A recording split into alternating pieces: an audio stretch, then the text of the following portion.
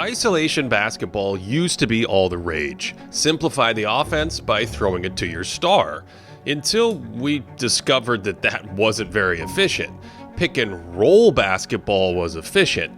And so the pace and space revolution occurred in lockstep with the explosion in pick and roll.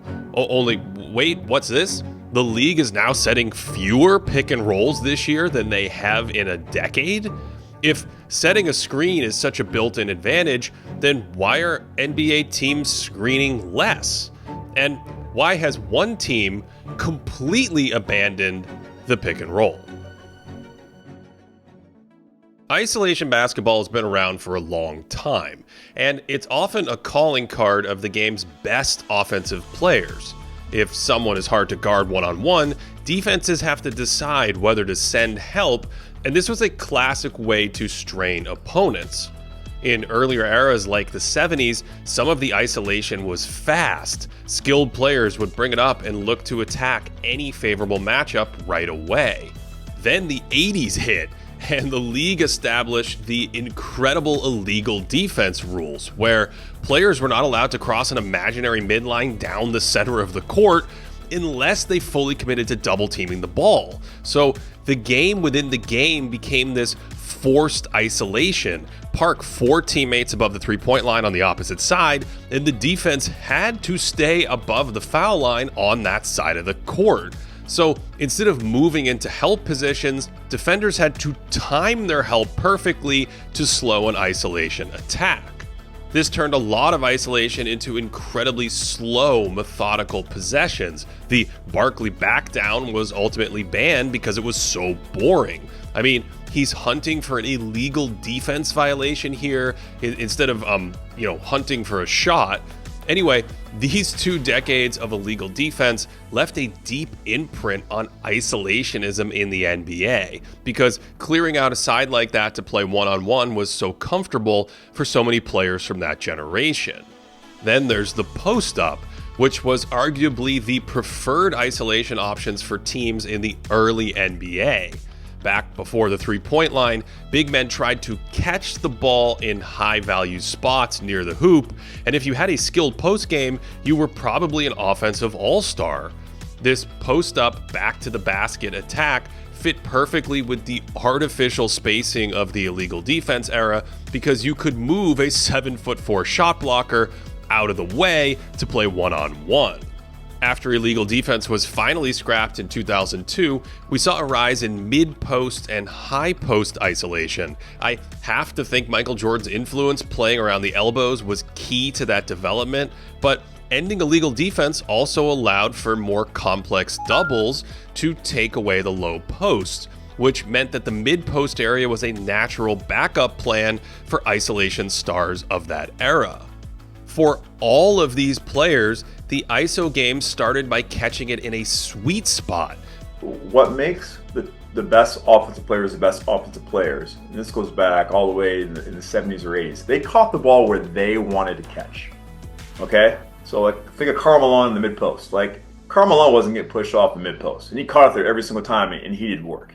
All right? You think of Jordan in the triangle. He always caught it on the elbow, despite people just trying to push them off. And this concept goes back to stars before the three-point line, and it's especially true of the ISO-heavy stars of the 2000s, who didn't even necessarily play with their back to the basket, but they could face up in a comfort zone and play out of the triple threat position. The old jab step and rocker step were staples of a slower, more deliberate type of isolation that was popular back then.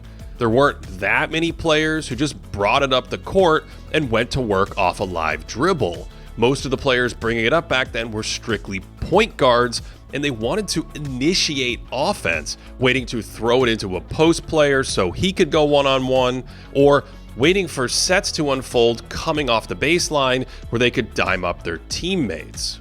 And then everything changed.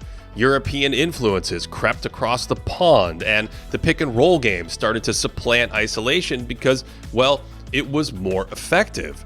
According to early tracking data, about 29% of possessions in 2005 were isolations or post-ups.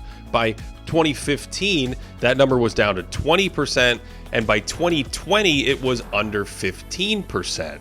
Now, around 2015 was right when switch hunting started to take off. Teams were switching to counter the effectiveness of the pick and roll, so offenses gave the ball to their star and dictated the matchup that they want. Houston built an entire offense around James Harden isolating against his preferred matchup. So, in many ways, the league has spent the last decade moving away from isolation by almost completely shelving the post-up and limiting the number of mid-post and ISO possessions for stars in favor of more effective pick-and-roll based offenses. Which brings us to our original question. If screening is such a built-in advantage, why are teams suddenly screening less? And why has one team stopped screening entirely? Is it easier to quantify gravity or to find a candidate when hiring? Unclear. It's like trying to find a pebble in a rock farm. No, that's not right. A needle in a haystack. Yes, it's like trying to find a needle in a haystack. Not with ZipRecruiter. ZipRecruiter finds amazing candidates for you fast. And right now you can try it for free at ZipRecruiter.com/greatday. So you go to ZipRecruiter, create your job posting, then boom, their fancy algorithm is going to match you with the most qualified candidates and immediately show them to you. So ditch those other hiring sites and let ZipRecruiter find what you're looking for.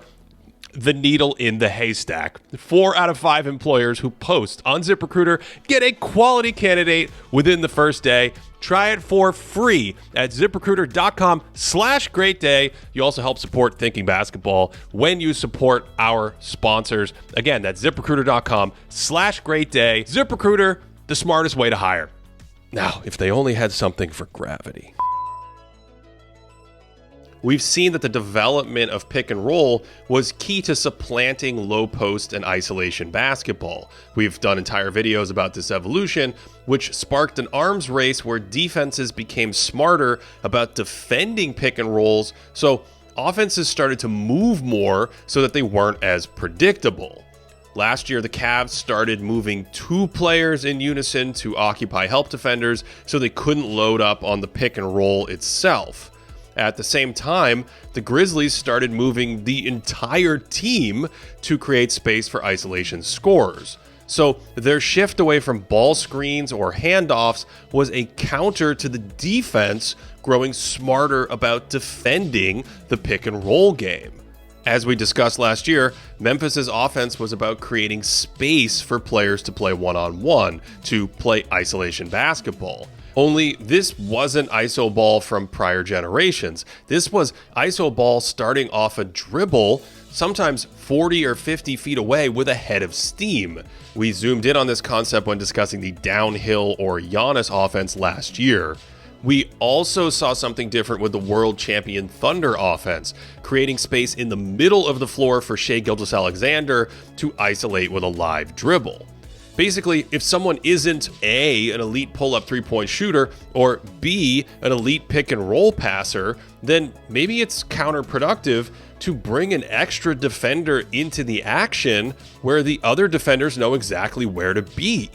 This is why the Miami Heat have just stopped setting pick-and-rolls altogether. They don't have traditional pick-and-roll stars, post players, or even elbow hubs like Nikola Jokic. So instead of copying the league's recipes with non-premium ingredients, they're changing the recipe altogether.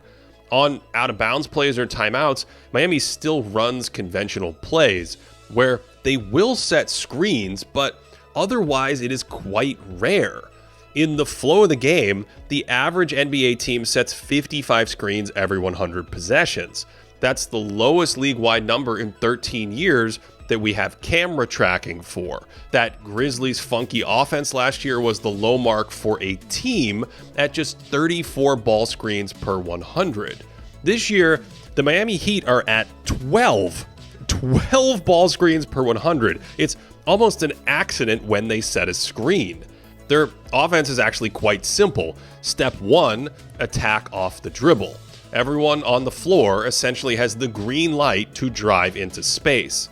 And there's space for the ball handler because no one is coming to set a screen and bringing 2 extra bodies into the action.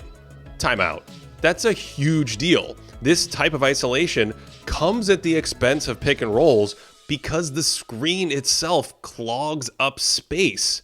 Miami's first option is to ISO and drive into that extra space. Now, at this point, if no one helps, it's just a game of one-on-one, and if the spacing's good enough, it's a game of one-on-one deep into the paint. If the defense does help, Miami's suddenly created the advantage most teams want from the pick and roll, only without the defense sitting in their rehearsed pick and roll positions. So that's step 2. If the dribbler can't create an advantage, quickly move it to a teammate who already has an advantage. This is my favorite part of the offense because everyone is ready to attack anytime their defender moves even just a little bit into help position. The Heat punish just one step of recovery.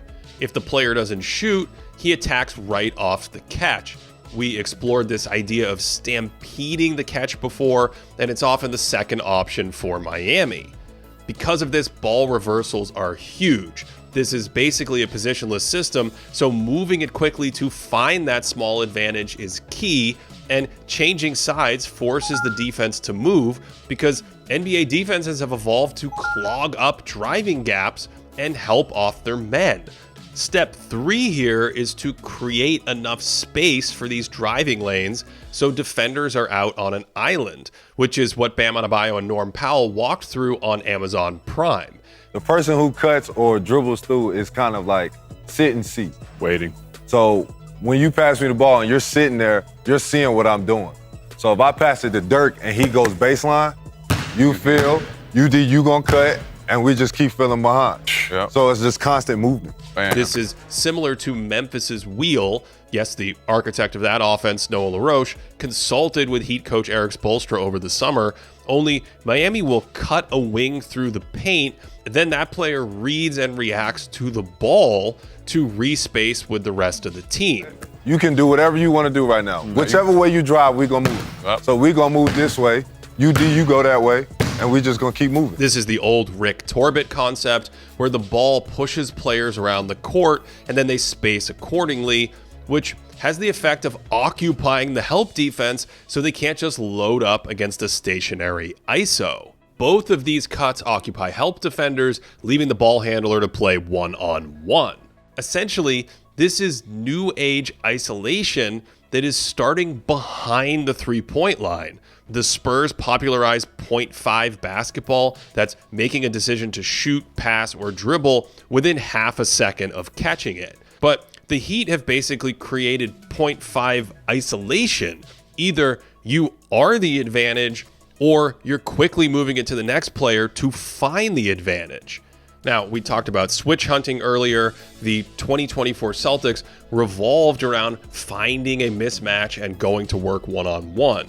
But Miami's approach isn't about finding a mismatch. It's about finding space, either large driving gaps or the space created by a help defender who then needs to recover.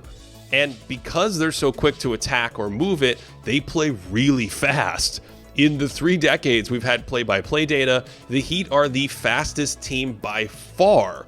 Excluding second chances, their average offensive possession is just over 12 seconds long, which is nearly a second ahead of the fastest Mike D'Antoni teams way back in Phoenix.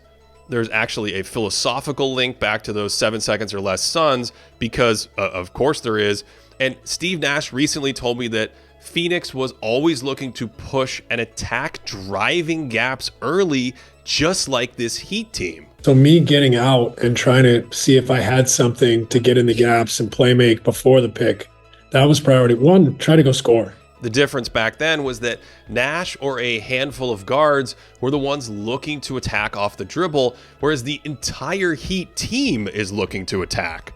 Unlike the old days, when only a few gifted players could dominate in the post or face and jab step at the elbows, the Heat's entire roster can basically shoot threes, attack closeouts, and dribble downhill into space. And this is also what a lot of role players or 3-and-D players are asked to do in today's game. So it's unsurprising that the Heat are better on defense than they are on offense right now. Miami has actually taken a defensively slanted roster and with Norm Powell as their best offensive player, created an above-average offense. That's actually pretty rare. Usually teams built like this struggle mightily to score, so there's something to all this fast-paced isolation. Add in changes in officiating that make it extremely difficult to guard in space, and the expansion in ball skills among younger generations, and it's not surprising that we see hints of these ideas growing across the league. Giannis isn't the only player hunting space in early offense anymore, and a team like Philadelphia looks for huge driving alleys way out near half court to generate a head of steam. The Celtics come down quite a bit and attack off the dribble or look for those advantages to play one-on-one in space. Would this be an ideal offense for a team with Luka Doncic or Jokic? Definitely not. But there's something here.